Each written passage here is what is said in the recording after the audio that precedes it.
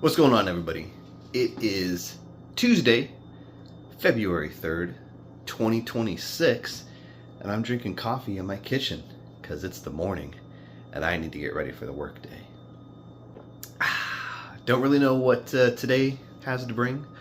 Obviously, I have to work, so I will be doing that for the majority of my Tuesday. But after that, who knows? Anything could happen. The world is my oyster. I just need to open it.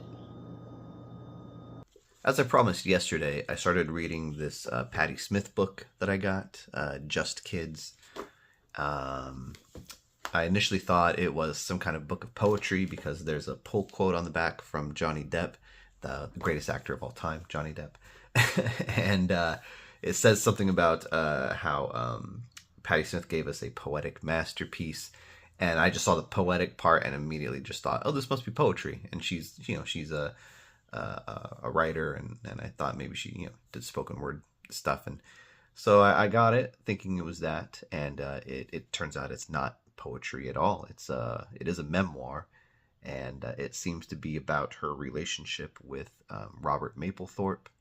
I guess they were together when they were very young and living in New York City. And this book, I guess, is going to chronicle their early years as struggling artists, like going hungry kind of thing, having no money, and just kind of living this bohemian artist lifestyle. So yeah, I'm through like the opening. I'm still in the opening chapter, about halfway through that, and it's really just kind of been recounting Patti Smith's childhood and kind of when she basically realized that she was an artist and that she wanted to make art through her life, and now it's just kind of now transitioning into Robert Mapplethorpe's childhood and all the things that he went through in there. So I haven't quite gotten to the part where they've met yet, but I'm getting there. It's good. It's really good. Patti Smith's a great writer, and she's has a lot of very vivid has a very vivid way of writing, and really kind of puts you in to her life growing up in her family as the oldest of, I think, 3 children. She had a brother and a sister. Anyways, great. It's a good book so far. I'm really excited to see where it goes.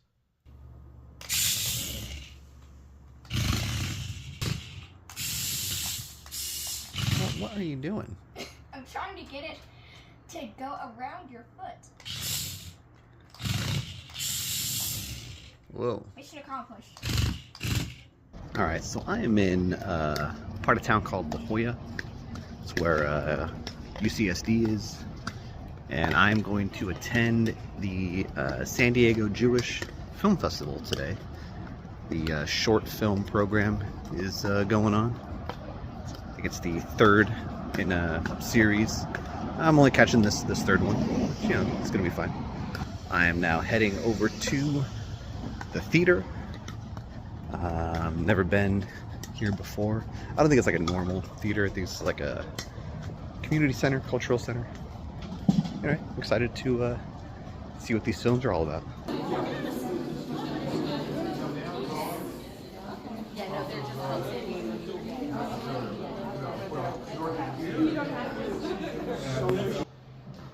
There's also an art exhibit here next to the festival. It's really nice stuff. Wow. Look at the house. It's beautiful.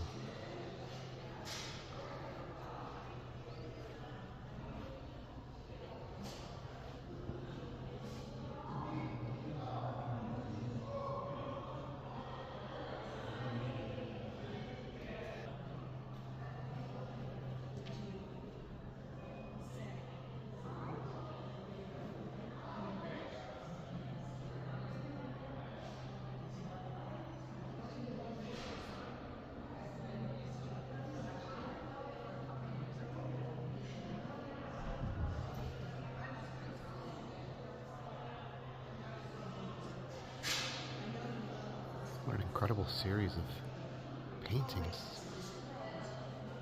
These are wonderful. Oh, look at that one. think that's my favorite. That's really good.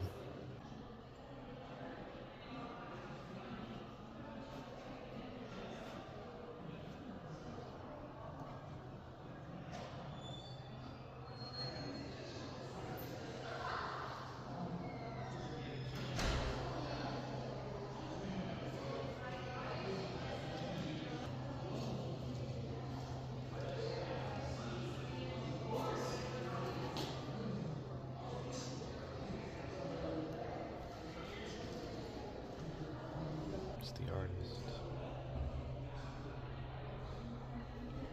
Deborah Levy. Deborah Levy, you're incredible.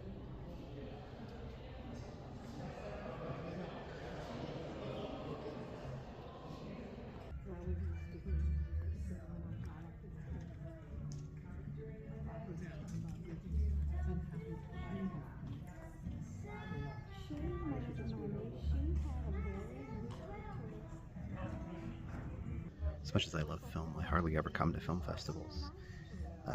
I think the issue is a lot of them like happen during the day. They don't really have a lot of like nighttime activities, or like at least films at night. Usually there's like parties and things like that. But the Jewish Film Festival has a film like every evening. So this was the one that seemed the most interesting to me. Yeah, so I can't wait to see these. I hope they're good. I'm not really sure what to expect. I mean, I read some synopses. Is that the right word? How I say that? Yeah, I'm just excited. I don't know. Hardly ever do anything like this, and so it's gonna be cool. I think the last film festival I went to was the Phoenix Film Festival back in like 2003 or 2004 or something like that, and that was fun. That was a good time. I met Tom Arnold. So I was going to get something out of our car, and this like van pulls up behind me. I was getting something out of the trunk, and it just kind of like pulls up behind me abruptly. The door flies wide open, and I'm like, what the hell's going on here? And suddenly fucking Tom Arnold just pops out. He just looks at me, he's buttoning up his jacket. He's like, hey, what's up, pal? How you doing? I was like, good. And then he just took off because, yeah, he's Tom Arnold. Yeah, he was there to promote, or he was there to show a film called Happy Endings. It was a romantic comedy. I'm trying to remember who else was in that. Maggie Gyllenhaal might have been in that. And Jason Ritter, maybe. I don't know, it's been a while since I've seen that movie. It's been over 20 years, 23 years now, so yeah. I don't think Tom Arnold's going to be here, though. I'd be really surprised if he was. Can you imagine? Like, hey, you're the guy at the Phoenix Film Festival. Good evening, and welcome to the Lawrence Family JCC Jacobs Family Campus.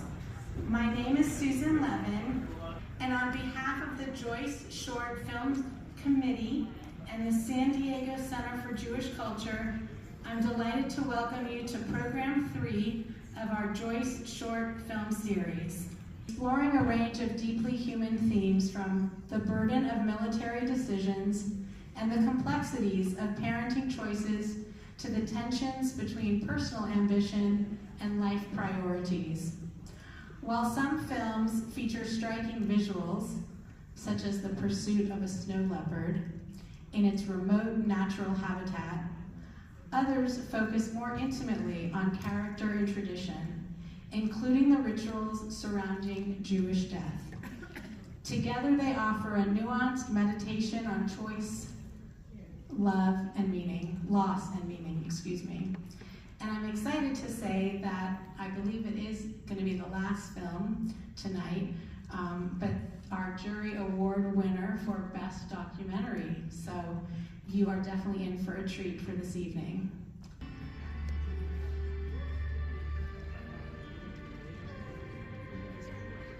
This is a cool place. Look at that stained glass. It's really nice. Yes, everything was here. There you can see that. It's the David and Dorothea Garfield Theater. Yeah, it's like a whole Jewish community center. It's very cool. That was interesting. I obviously couldn't take video of the short films themselves. I was a little disappointed that there weren't, that the filmmakers weren't here. I thought maybe that some of them would be here to talk about their work. But you know, the work spoke for itself. There's some good ones, some really good ones.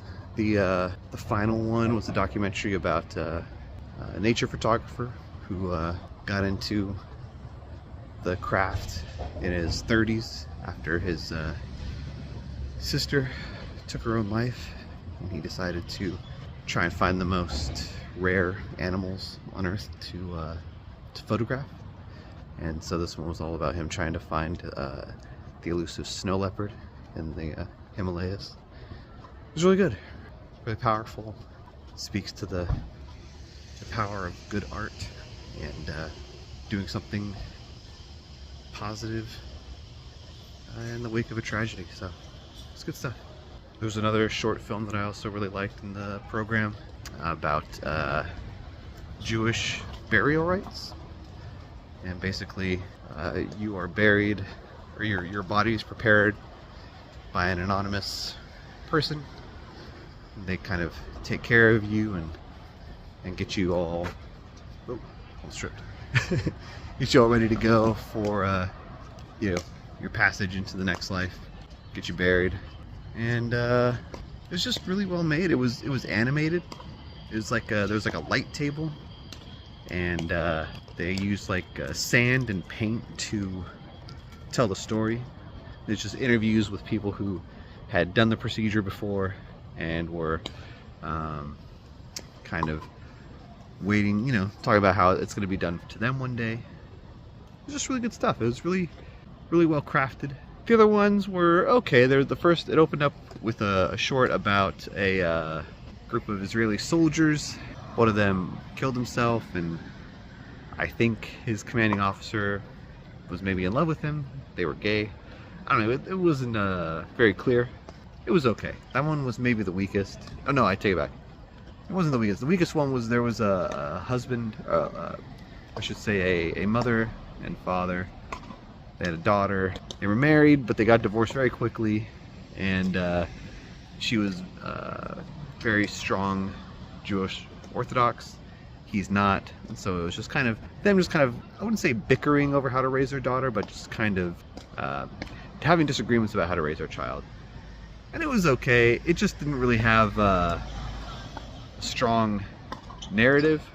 I mean, it's a documentary, but you still need to have kind of like a story. I just didn't think the story was there. It was very strong. Felt kind of self-indulgent a little bit. I believe the woman in the documentary, she made it herself. Like she made it about her, for herself. So, you know, it just kind of, it leaned a little bit stronger in her direction. Which, you know, would make sense if you're making a film about yourself. You obviously agree with your own viewpoint. There was a cool animated one. It was only a few minutes long, but it was about this, like a young YouTuber, and she's doing a live stream. She's getting mad at her sister for making a bunch of noise in the background, and eventually she blows up on her sister and realizes her mistake, and then they hug and reconcile, and yeah, it was cute. I think that was it. Yeah, I think that was it. Hey, just a nice, fun evening at the San Diego International Jewish Film Festival. Had a good time. I'm gonna go home, sleep, and get ready for tomorrow. Oh, what song am I thinking of today? Well, it is the 30th anniversary of the Fugees' classic album, The Score. And so the song I'm thinking of today is Killing Me Softly by the Fugees, which is a great song. Maybe their best. Could be their best. So yeah, check out, you probably have checked out before, but check it out again, Killing Me Softly by the Fugees. That's what I'm thinking of today. I'm getting out of here. Have a great night, great day, great whatever you're watching this, and I'll see you tomorrow. Take care. Sorry, one more thing before we end the night. You can tell you're in a very rich, fancy part of town when the bottle of water they hand you at the burger joint is Voss. Yeah, I got a hamburger and I was like, what do you want to drink? I was like, oh, let me get a bottle of water. Here you go. Bottle of Voss. It's still water. That's La Jolla for you. All right. It's time for me to go now. Bye.